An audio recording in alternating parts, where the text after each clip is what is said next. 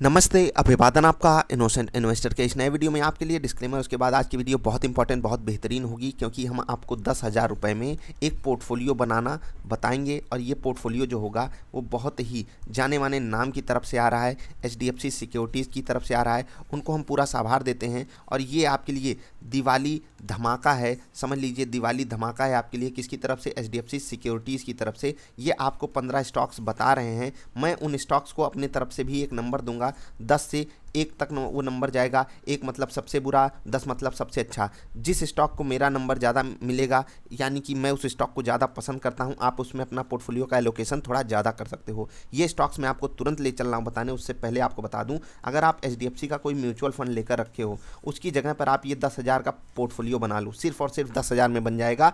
और उसके बाद 1 साल बाद, 1 साल का मैं आपको मौका दे रहा हूँ। 1 साल बाद आप अपने म्यूचुअल फंड का रिटर्न चेक करना और इस पोर्टफोलियो का रिटर्न चेक करना। आप दंग रह जाएंगे कि इस पोर्टफोलियो का रिटर्न आपके म्यूचुअल फंड से शायद दुगना भी हो सकता है। और दुगना होने का कारण क्या है, मैं आपको कई बार वीडियोस में बता चुका हूं। आपको मैंने जो टास्क दिया ये आपको करना है। अब सीधे चलते हैं उस एनालिसिस रिपोर्ट पर। ठीक है, अभी सीधे हम आएंगे कहां पर? अपने पेज पर। यहाँ पर आते ही हमको क्या मिलेगा? रिसर्च रिपोर्ट हम आपके साथ शेयर कर रहे हैं। ये डेटा सबके लिए फ्री में अवेलेबल है। आप इसको जाकर नोट कर सकते हैं, चाहे वीडियो से, चाहे HDFC की वेबसाइट पर जाकर। ठीक, अब आगे बढ़ते हैं। सबसे पहली पिक इनकी क्या है? Cadila health care. इस चीज़ को मैं कितना, देखो अभी मैं कोई फंडामेंटल और टेक्निकल बात नहीं करूँगा, सिर्फ नाम और नंबर मैं दूंगा। आपको अपने हिसाब से डिसाइड करना है। HDFC सिक्योरिटीज़ कह रहा है कि 18% ऊपर जा सकता है 1 साल के अंदर अंदर। ठीक, अब आप एक बात बताइए, 18% का अगर अपसाइड पोटेंशियल है तो कोई भी बैंक आपको 6% FD देता है, आपका म्यूचुअल फंड 12-15% देता है, ये आपको 17% दे रहा है।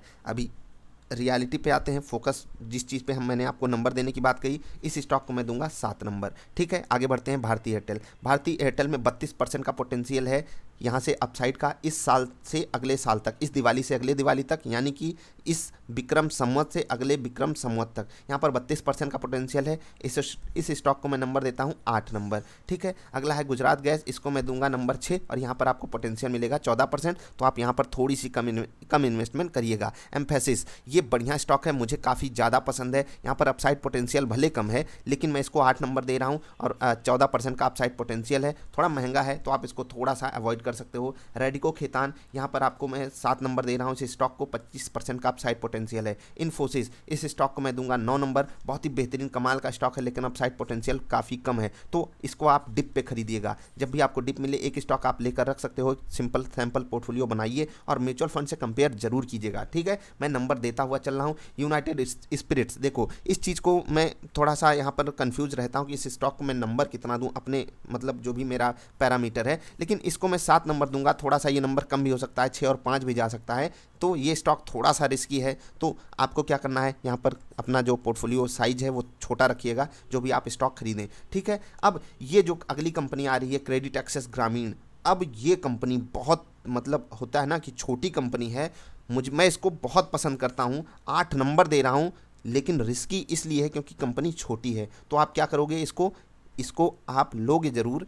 थोड़ा सा रिस्की है तो छोटी कंपनी है, पोर्टफोलियो साइज कम रहेगा। अपसाइड पोटेंशियल यहाँ जो 17% कहा गया है ये मुझे बहुत ऊपर दिखता है। बाकी अगर आप इसको डिप में पा जाओ तो आंख बंद करके लेने वाला शेयर है। मैं जो चीज़ें आपको बता रहा हूँ ये HDFC सिक्योरिटीज़ की रिकमेंडेशन है। मैं अपने ऑफिशियल पिक्स आपको बताऊंगा जो मैं पर्सनली पसंद करूंगा इस दिवाली। 10 स्टॉक्स मैंने आपको बताया हुआ है, वो 10 स्टॉक की अलग वीडियो आएगी। अभी मैं आपको अलग अलग सिक्योरिटीज़ की वीडियो में बता रहा हूँ जिससे आप समझो कि अच्छे स्टॉक्स होते क्या हैं। अलंबिक फार्मा, इसको भी 7 नंबर मिलेगा। अपसाइड पोटेंशियल बहुत ज़्यादा नहीं है लेकिन फिर भी आप ये स्टॉक लीजिएगा जरूर। ठीक है, ICICI बैंक 8 नंबर वाला स्टॉक है, बेहतरीन स्टॉक है, बेहतरीन परफॉर्मेंस करेगा। अभी काफ़ी ज़्यादा चढ़ चुका है तो ये अगर आपको 350 के आसपास मिल जाए वहाँ से आपको लेने की कोशिश करनी चाहिए। अभी बिल्कुल अवॉइड करिएगा इस रेट पे बाई करना। एक स्टॉक आप रख सकते हो एज अ डेमो पोर्टफोलियो के लिए। ठीक है, सीएट लिमिटेड, ये स्टॉक पसंद है मुझे, लेकिन दिक्कत इस स्टॉक में क्या है, यहाँ पर कंपटीशन ये बहुत भारी फेस करते हैं।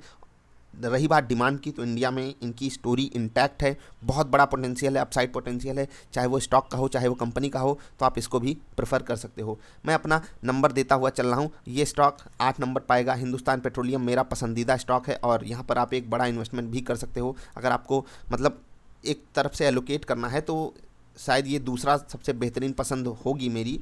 यहाँ पर जो लिस्टेड हैं। और ये जो मैं नंबर दे रहा हूँ ये लॉन्ग टर्म के लिए नंबर मैं दे रहा हूँ, ऐसा मत सोचिएगा कि मैं शॉर्ट टर्म के लिए ये नंबर दे रहा हूँ। अब आखिरी 2 स्टॉक हैं एक्सिस बैंक को मैं दूंगा 7 नंबर, यहाँ पर अपसाइड पोटेंशियल 18% का है। अमराजा बैटरी यहाँ पर मैं बेहतरीन पोटेंशियल है इसका अपसाइड जाने का। अब आप कहेंगे मैंने इसको 9 नंबर क्यों दिया, क्योंकि ये स्टॉक मुझे काफ़ी ज़्यादा पसंद है।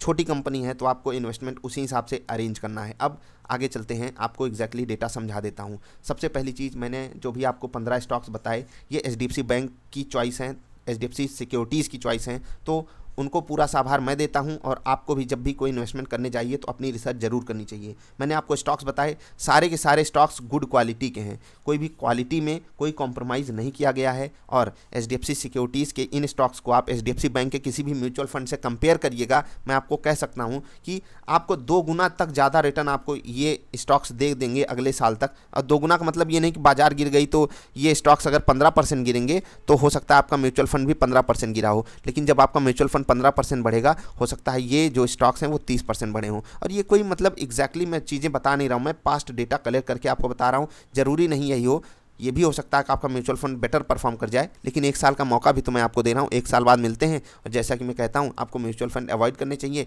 स्टॉक्स का एक बास्केट बनाइए और उनको अपने पोर्टफोलियो में डालिए ज़रूर। तो फिर से आते हैं कहाँ पर, अपने स्टॉक्स पिक पर। अभी जहाँ पर हम इस वक्त अवेलेबल हैं ये अलग अलग सिक्योरिटीज़ अपनी तरफ से चीज़ों को आपके सामने रखेंगी, अपने पसंदीदा स्टॉक्स रखेंगी। मैं आपको पर्सनली कुछ बातें बताना चाहता हूँ।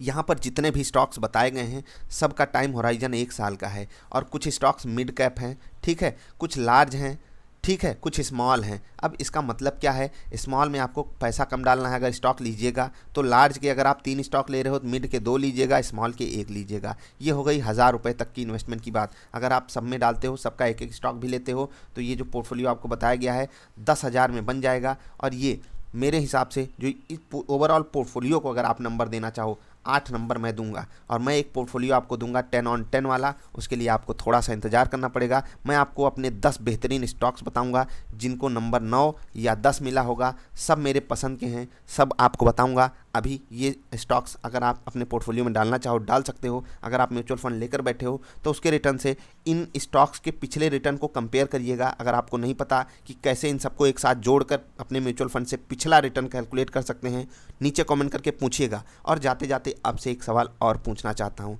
क्या पूछना चाहता हूँ कि आप एक चीज़ बताइए, किसी भी स्टॉक को लेने के लिए उसकी क्वालिटी आप ज़्यादा ज़रूरी समझते हो या उस स्टॉक को लेने का टाइम ज़्यादा ज़रूरी समझते हो? मतलब आप स्टॉक किस समय ले रहे हो ये आपके लिए ज़्यादा चॉइस का विषय होना चाहिए या उसकी क्वालिटी? आप बताइएगा, या फिर दोनों? आप नीचे कमेंट करके बताइएगा, देखते हैं। और हाँ, सिंपली कम लोग वीडियो देखते हैं, मुझे उससे कोई फ़र्क नहीं पड़ता, क्योंकि नॉलेज वाली वीडियो किसी को पसंद नहीं आती। अभी कोई चमत्कारी वीडियो कोई डालने लगे तो उसको देखने वाले टूट पड़ेंगे। मैं आपसे एक शिकायत ये करना चाहूँगा कि आप लोग अगर यहाँ तक आए हो, चीज़ों को समझे हो, तो आपको फोकस जहाँ पर है वो आप नीचे कमेंट करके बताइएगा और लर्निंग पे फोकस कीजिए। अगर कोई मेरे कारण 10-15 लोग भी सीख गए ना चीज़ों को, तो वो मेरा काम सक्सेसफुल हो जाएगा जो मैं करना चाहता हूँ। अपने आसपास फाइनेंशियल लिटरेसी बढ़ाइए, मैं आपकी मदद कर रहा हूँ, आपसे भी मैं काफ़ी चीज़ें सीखता हूँ। आप औरों की भी मदद कीजिए, आप दूसरों को सिखाइए। मैं आपसे वादा करता हूँ कि वो लोग भी आपको काफ़ी कुछ सिखा जाएंगे। अभी के लिए इतना ही। कैसी लगी ये पिक्स HDFC सिक्योरिटीज़ की, नीचे कमेंट करके ये भी बताइएगा। मिलेंगे फिर से किसी अच्छी वाली वीडियोज़ में। जाते जाते वीडियो लाइक करेंगे तो मुझे अच्छा लगेगा। नमस्ते, बाय बाय।